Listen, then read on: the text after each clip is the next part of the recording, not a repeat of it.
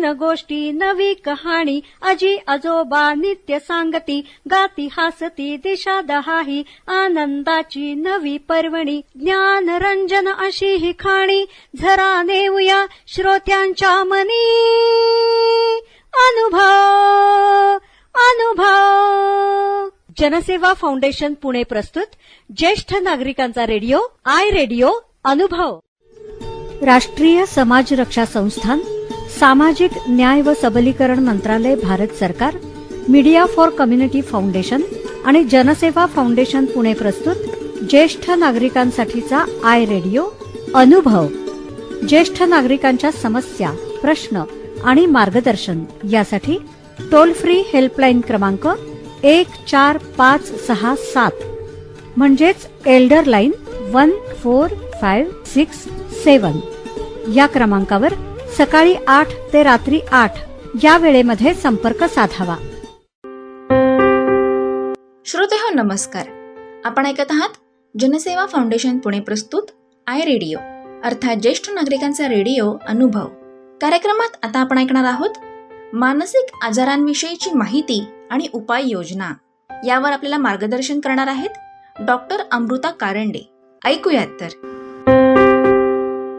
मानसिक आजार किंवा मानसिक रुग्ण यांच्या वाट्याला काही प्रमाणात थोडीशी सामाजिक वल्गनाच येते। याचे प्रमुख कारण म्हणजे त्याविषयी असलेले अपुरे ज्ञान व जनजागृतीचा अभाव। दरवर्षी जागतिक वर्ल्ड हेल्थ ऑर्गनायझेशन या मेंटल हेल्थ डे म्हणजे जागतिक मानसिक आरोग्य या दिनाच्या निमित्ताने याच कारणासाठी काही एक उपक्रम राबवले जातात। या वर्षीची थीम आहे मेंटल हेल्थ फॉर ऑल किंवा mental health in unequal world. So शारीरिक आजारांबद्दलची जाणीव किंवा त्यांच्यावर उपचार घेण्याची जी तत्परता किंवा शारीरिक आरोग्य जपण्याकडे जो काही कल असतो, ज्या प्रमाणात असतो, मानसिक आरोग्य त्याबद्दलची माहिती, मानसिक आजार या बाबतीत थोडीशी उदासीनता समाजाच्या प्रत्येक प्रमुख घटकांमध्ये दिसून येते। सो मुळात मानसिक आजार हे कसे होतात? शारीरिक आजार हे एखाद्या अंतर्गत कार्यसंस्थेच्या म्हणजे श्वसन संस्था म्हणा, पचन संस्था म्हणा किंवा आपली मेंदू संस्था म्हणा यातल्या काही प्रक्रियेतली बिघाडांमुळे निर्माण होते। याच प्रकारे मानसिक आजारही हे मेंदूशी निगडीत असलेल्या विविध कार्यसंस्थांमुळे असलेल्या बिघाडांमुळे थोडेसे निर्माण होतात। थोडं विस्तार करून सांगते की मेंदूमध्ये करोडो अब्जो चेतापेशी असतात। म्हणजे चेतापेशी म्हणजे न्यूरॉन हे सगळ्यात स्मॉलेस्ट युनिट आहे ब्रेनचं। या एकमेकांच्या दोन चेतापेशींमध्ये जे काही मेसेजिंग चालतं ते इलेक्ट्रोकेमिकल मेसेजिंग असतं।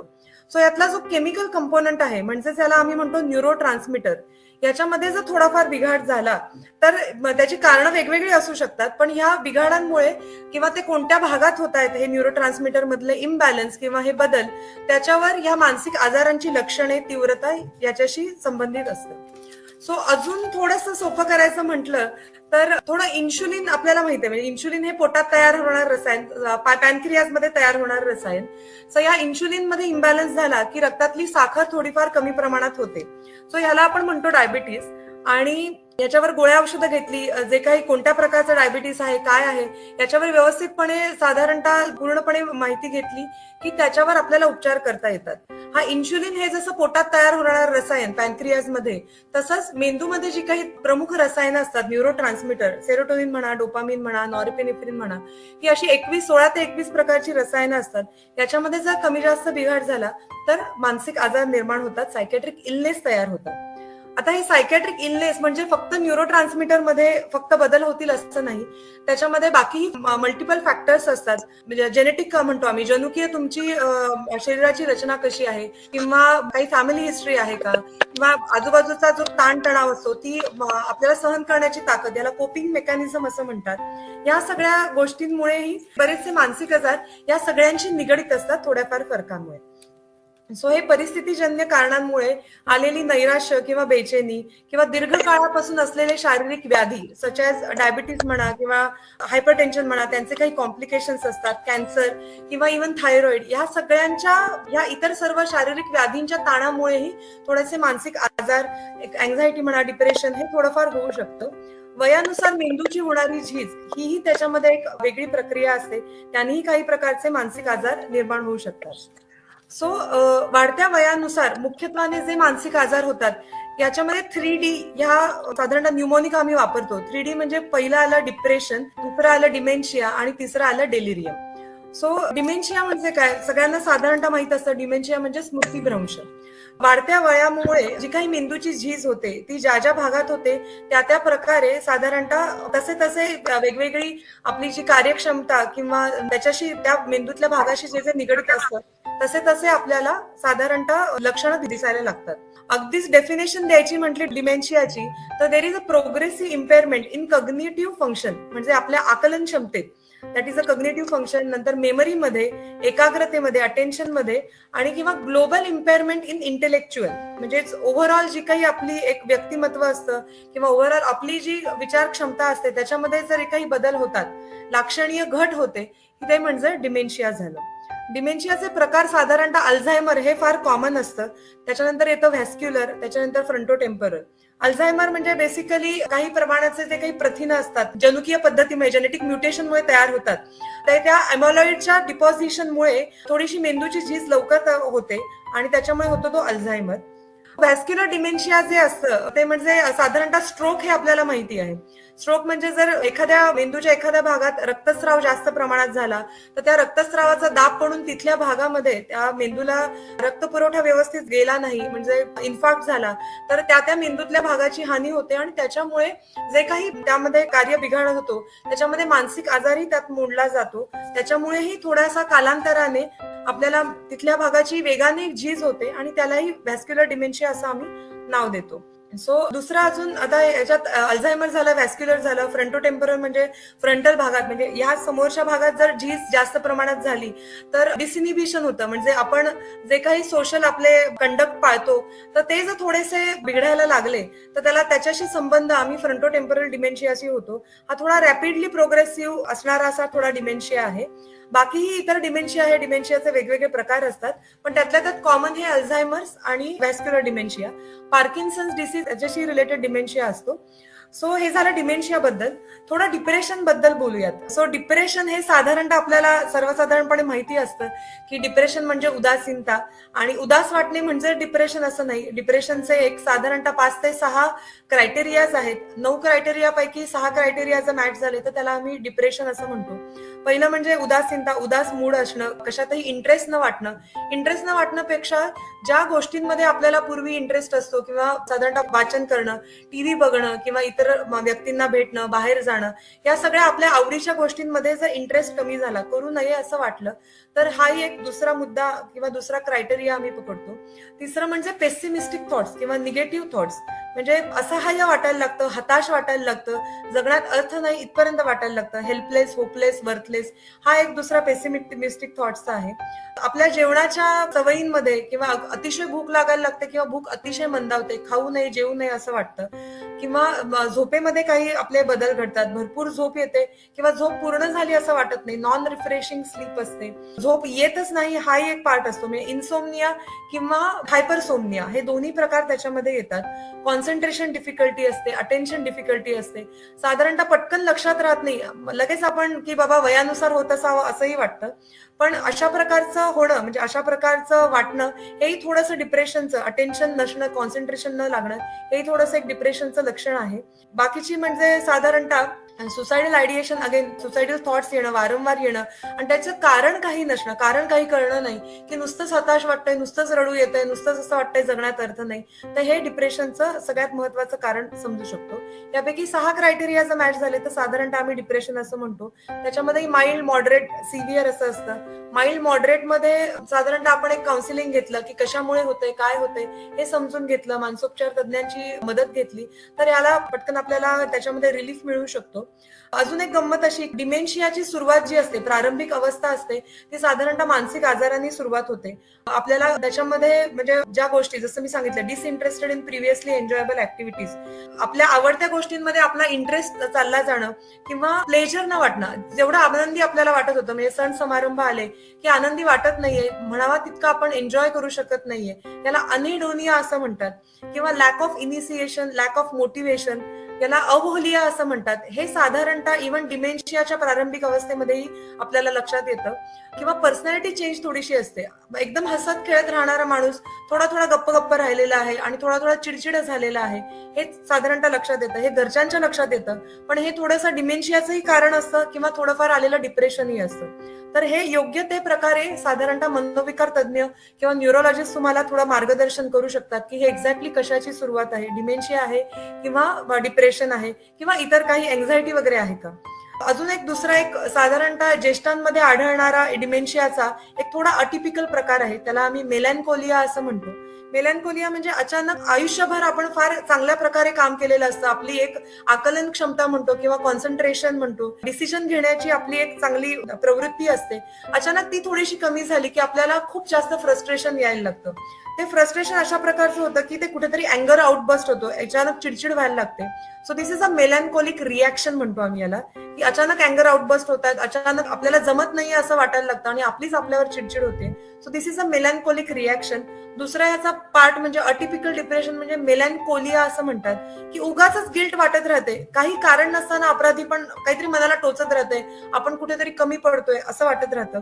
एक थोडासा कॉन्सन्ट्रेशन मध्ये थोडासा अगेन याच्यामध्ये थोडा एक पार्ट वाटायला लागतो. मेलॅन्कोलिया पण थोड्या वाढत्या वयामध्ये जेरियाट्रिक एज मध्ये थोडासा आपल्याला जाणवतो. अगेन दुसरं म्हणजे डेलिरियम आम्ही म्हणतो. डेलिरियम म्हणजे संभ्रमावस्था. मोठ्या प्रकारे या प्रकारची लक्षणं ज्येष्ठांमध्ये आढळून येतात. ह्याचेही वेगवेगळी कारणं असू शकतात. मोस्ट कॉमन कारण म्हणजे इलेक्ट्रोलाइट इम्बॅलन्स होतो. इलेक्ट्रोलाइट इम्बॅलन्स म्हणजे या वयामध्ये थोडंसं हायपर टेन्शन म्हणा किंवा दुसरे आपले डायबिटीस म्हणा, आपला डिस्लिपिडेमिया किंवा कोलेस्ट्रॉल हाय झालं तर त्याचं एकमेकांशी, या ड्रगचं एकमेकांशी इंटरॅक्शन होत राहतात. काही या ड्रगच्या इंटरॅक्शनमुळे आपलं थोडं शरीरातलं सोडियम जर कमी झालं किंवा पोटॅशियम कमी झालं तर यावेळी डिलिरियम असं होतं. इलेक्ट्रोलाइट इम्बॅलन्स हे मुख्य कारण झालं डिलिरियमचं. तर हे डिलिरियम मध्ये थोडीशी फ्लक्च्युएटिंग कॉन्शियसनेस असतो. म्हणजे आता या क्षणाला व्यक्ती एकदम छान बोलतोय, त्याला सगळं आठवतंय, आपण काय आहोत, कुठे आहोत हे सगळं व्यवस्थित लक्षात राहते, छान व्यवस्थितपणे बोलतोय आणि एक तासाभराने एकदम फ्लक्च्युएट होतं. फ्लक्च्युएट म्हणजे काय, मी कुठे आहे, मी काय आहे, अशी संभ्रमित अवस्था निर्माण होते. मग यावेळी योग्य ते उपचार करायला लागतात. योग्य त्या टेस्ट केल्या की याचं कारण काय आहे एक्झॅक्टली हेही जाणवायला लागतं. इररिलेव्हंट बोलायला लागतात, म्हणजे काही असंबंध थोडीशी बडबड होते. स्लीप डिस्टर्बन्सेस होतात, म्हणजे दिवसभर झोपतात, रात्री जागे राहतात. हे डिलिरियमची थोडीफार मुख्य लक्षणं आम्ही मानतो. अगेन हे डिलिरियम मोस्ट कॉमनली जेव्हा आपण ऍडमिट होतो कोणत्याही कारणासाठी, म्हणजे अगदी व्हॉमिटिंग झालं म्हणा, एखादं ऑपरेशन झालं, त्या ऑपरेशन नंतर पोस्ट ऑपरेटिव्ह डिलिरियम किंवा पोस्ट ऑपरेट संभ्रमिता अवस्था ही थोडीशी असते. सो हे डिलिरियम म्हणजे हे 3 Ds झाले आम्ही म्हणतो, डिमेन्शिया, डिप्रेशन आणि डिलिरियम. सो हे मुख्यत्वे झाले. त्याच्यानंतर येते एन्झायटी म्हणजे चिंतारोग, हेही सगळ्यांना माहिती असतात. अजून एक पाचवं मुख्य आढळून येणार म्हणजे सोमॅटिक सिम्पटम डिसऑर्डर किंवा सायकोसोमॅटिक डिसऑर्डर. साईक म्हणजे मन, सोमा म्हणजे बॉडी, म्हणजे मनातला ताण, काहीतरी वर्षानुवर्ष काहीतरी गोष्ट आपण सहन करतोय म्हणा, असलेल्या गोष्टींची थोडं जुळवून घेतो एका पॉइंटला, म्हणजे जसजसं वय वाढत जातं तसतसं हे सहन करण्यापलीकडे असतं किंवा ते साचून त्याचा ताण निर्माण होतो. मग तो ताण व्यवस्थितपणे बाहेर पडत नाही किंवा तो ताण ओळखताही येत नाही. मग हा न ओळखता येणारा जो ताण असतो तो साधारणतः फिजिकल कंप्लेंट्स नुसार किंवा फिजिकल सिम्पटम्सच्या द्वारे थोडासा बाहेर पडतो. तो हे जे फिजिकल सिम्पटम्स जे आहेत ते म्हणजे साधारणतः कंबरदुखी असते, डोकेदुखी असते, हातापायाला मुंग्या येत असतात किंवा पोटदुखी असते. तर हे मुख्यत्वे कारण झालंय. सोमॅटिक सिम्पटम्स हे कोणत्याही प्रकारचे असू शकतात. सो सोमॅटिक सिम्पटम्स म्हणजे सायकोसोमॅटिक किंवा सोमॅटोफॉर्म डिसऑर्डर म्हटलं तर साधारणतः त्याची प्रत्येक वेळी इन्व्हेस्टिगेशन बऱ्याच प्रकारची असतात. व्हर्टायगो किंवा म्हणजे गिड्डीनेस, चक्कर येणं, ही लक्षण वारंवार त्याच्यामध्ये जाणवू शकतं. सो हे जे त्याच्यासाठी काय करावं लागतं तर आपले जे फिजिशियन असतात, फॅमिली फिजिशियन म्हणा, फॅमिली फिजिशियन याची योग्य ती तपासणी करून घेतात, योग्य त्या तज्ज्ञांकडे पाठवतात. सगळ्या टेस्ट नॉर्मल आल्या तरीही फरक पडत नाहीये, त्या लक्षणांवरती औषधं लिहून झाली तरीही फरक पडत नाही, तर याचा अर्थ म्हणजे ह्याच्या मागे काहीतरी सायकोलॉजिकल फॅक्टर आहे, काहीतरी सायकोलॉजिकल स्ट्रेस आहे, हे साधारणतः लक्षात येतं. हा सायकोलॉजिकल स्ट्रेस याच्यावर जर व्यवस्थितपणे त्याची जर चाचणी केली की एक्झॅक्टली कशामुळे होतंय तर त्यानुसार आपल्याला या बाबतीतला एक साधारणतः एक हे मिळू शकतं, आपल्याला त्याच्यामध्ये रिलीफ मिळतो. दिस आर द सायकोसोमॅटिक डिसऑर्डर. हे साधारणतः ज्येष्ठांमध्ये थोड्याशा प्रमाणामध्ये आढळून येतात. सो ही झाली थोडीशी मानसिक आजारांबद्दलची माहिती. आता थोडंसं आपण उपाययोजनांकडे वळूयात. उपाययोजना म्हणजे जर आजाराची लक्षणं तुम्हाला जर जास्त वाटत असतील तर कोणत्याही प्रकारची असो तर आपण एक साधारणतः फॅमिली फिजिशियनकडे जाऊन आला तर फॅमिली फिजिशियन योग्य ती चाचणी करू शकतात, योग्य ती तपासणी करून कोणत्या तज्ज्ञांकडे जायला पाहिजे हे सांगू शकतात. तज्ज्ञांनी बऱ्याचदा सगळ्या तपासण्या केल्यावर सगळे नील निघाल्यावर सगळं काही नॉर्मल आहे तरी फरक पडत नाही, तरी त्रास राहतोय तसाच राहतोय, तर त्या प्रकारे मग ते मनोविकार तज्ज्ञांकडे सायकॅट्रिस्टकडे तुम्हाला पाठवू शकतात. मग काउन्सिलिंगने बरं वाटतंय का किंवा गोळ्यांनी बरं वाटतंय का हा एक विचार केला जातो. आणि सगळ्यात महत्वाचं म्हणजे आपल्याला काय झालेलं आहे किंवा काय कोणत्या प्रकारचा आजार आहे याची जर आपल्याला विस्तृतपणे माहिती मिळाली, एक्झॅक्टली कशामुळे होतंय हे जर आपल्याला कळलं तर त्याच्यावर किती औषधोपचारांची आपल्याला गरज आहे आणि किती हा गंभीर आजार आहे याची आपल्याला जाणीव झाली तर त्या प्रकारे आपल्याला उपाययोजना करता येतात. हे पेशंटने समजून घेणं सगळ्यात जास्त जरुरीचं असतं. साधारणतः डायबिटीसच्या गोळ्या ज्या आपण सहजतेने घेतो तेवढ्या सहजतेने अँझायटीवरच्या, डिप्रेशनवरच्या किंवा मानसिक आजारांवरच्या गोळ्या घेतल्या जात नाही, कारण एक्झॅक्टली त्याचं काम काय आहे याची कल्पना आपल्याला नसते. सो सगळ्यात पहिल्यांदा आपल्याला काय झालेलं आहे, आपल्याला कोणत्या कारणासाठी झालेलं आहे त्याची माहिती घेणं हा या उपाययोजनाचा म्हणजे सायको एज्युकेशन म्हणतो या उपाययोजनाचा साधारणतः आपल्याला एक हे समजता येतो. म्हणजे हे करणं फार आवश्यक असतं. पण साधारण मानसिक आरोग्य कसं जपावं हा एक नेहमी एक याचा प्रश्न असतो.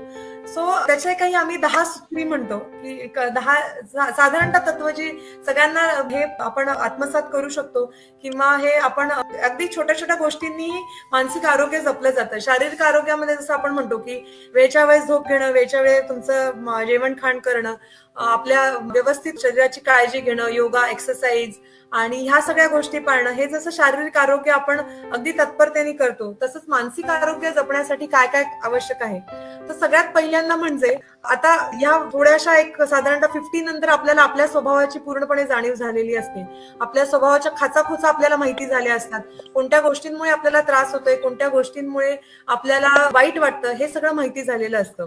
सो साधारणतः आम्ही कायम थोडं उत्तेजन देतो या प्रकारासाठी की तुमच्या जोडीदाराला तुमच्या स्वभावाची कल्पना असते, तुमच्या जवळच्या मित्राला, जवळच्या नातेवाईकाला तुमच्या स्वभावाची कल्पना असते.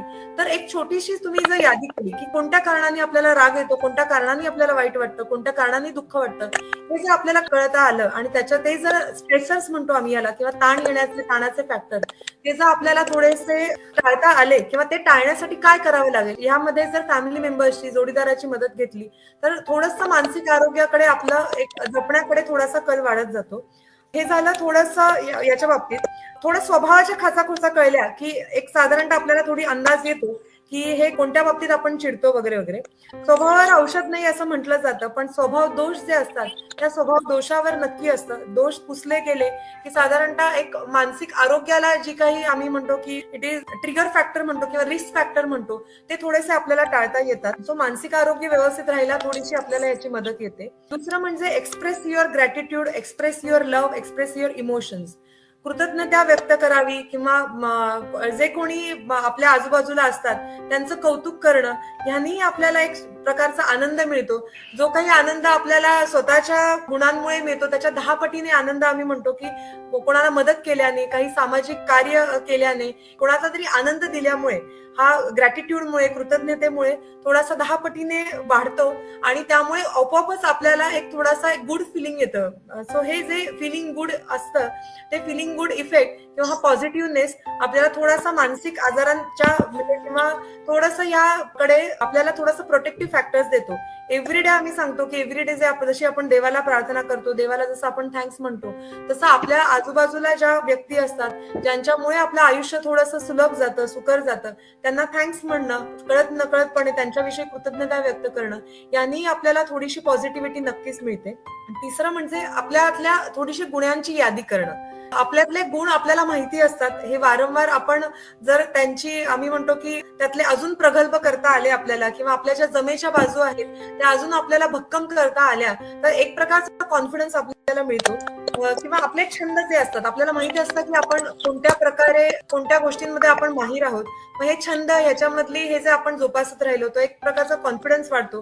कॉन्फिडन्स वाढला की अगेन फील गुड इफेक्ट येतो, पॉझिटिव्ह व्हायला लागतं. हा झाला तिसरा पर्याय. चौथा म्हणजे काहीतरी नवीन नवीन शिकणं. नवीन नवीन शिकणं याच्यामध्ये मेंदू थोडासा ऍक्टिव्ह राहतो. सगळे काही गुण आपल्याला अजून आपल्याला काय काय आपल्या गुणांची हे करता येईल, म्हणजे कोणते कोणते गुण आपल्यामध्ये आहेत याची एक आपल्याला थोडीशी कल्पना येते. थोडं मेंदू ताजातवाना राहतो काहीतरी नवीन शिकल्याने. पाचवा झाला वाचन करत राहणं, शब्दकोडी सोडवणं. सुडोकू नावाचा एक हे आहे, त्यांनी आपल्याला थोडा मेंदू ऍक्टिव्ह राहतो. किंवा जे आम्ही म्हणतो की जे थोडं थोडं एक ऑटोमॅटिक कंट्रोलवर गेलेला असतो मेंदू रुटीन ऍक्टिव्हिटीमुळे, तो थोडासा एक ताजतवाना राहायला आपल्याला मदत होते. नवीन अँड्रॉइड मध्ये एक स्किल्स नावाचा एक गेम आहे. मनोविकार तज्ञ किंवा मनोशास्त्रज्ञ जे असतात त्यांनी ज्या काही टेस्ट असतात त्या त्यांच्या शास्त्रांवर आधारित हा मोबाईलवर गेम आहे, स्किल्स नावाचा, SKILLZ. सो त्याच्यामध्ये हे सगळे आपल्याला की कशा प्रकारे आपण कॉग्निटिव्ह ॲबिलिटीज किंवा कॉन्सन्ट्रेशन, अटेन्शन हे आपण व्यवस्थित ठेवू शकतो, हा एक पर्याय झाला. सहावा म्हणजे रिलॅक्सेशन ऍक्टिव्हिटी. कोणतीही एक रिलॅक्सेशन ऍक्टिव्हिटी निवडा. त्याच्यामध्ये रिलॅक्सेशन ऍक्टिव्हिटीमध्ये काय काय येतं की संगीत ऐकणे येतं, किंवा मेडिटेशन करणं असो, उन्हात सकाळी एक 15 मिनिटं उभे राहणं असो, किंवा पाण्यात अगदी कोमट पाण्यामध्ये पाय बुडवलं तरी आपल्याला रिलॅक्स वाटतं. अशी कोणतीही एक रिलॅक्सेशन ऍक्टिव्हिटी तुम्ही करू शकता आणि ती मेंदूला सहजपणे उत्साहित करते, उल्हासित करते. ही झाली अजून एक सहावी गोष्ट. सातवी म्हणजे काहीतरी प्लॅन करा. प्लॅन म्हणजे काहीतरी ट्रिप करणं किंवा काहीतरी एक अपकमिंग ऍक्टिव्हिटी काहीतरी करणं.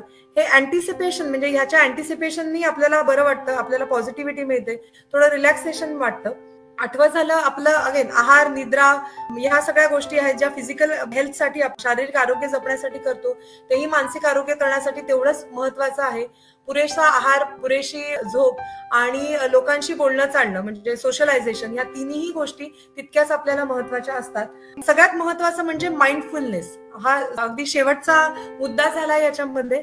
माइंडफुलनेस म्हणजे हे नवीन योग घातलेलं टेक्निक आहे. मानसशास्त्रामध्ये आम्ही म्हणतो की स्टेईंग इन प्रेझेंट. बऱ्याचदा काय होतं, आपण भविष्याविषयी चिंता करत असतो किंवा भूतकाळामधल्या ज्या काही निगेटिव्ह गोष्टी आहेत त्याच्यावर जास्त कॉन्सन्ट्रेशन असतं, त्याच्यामुळे आपल्याला उदासी वाटत असते. पण माइंडफुलनेस काय शिकवतं तुम्हाला? माइंडफुलनेस शिकवतं की how to stay in present.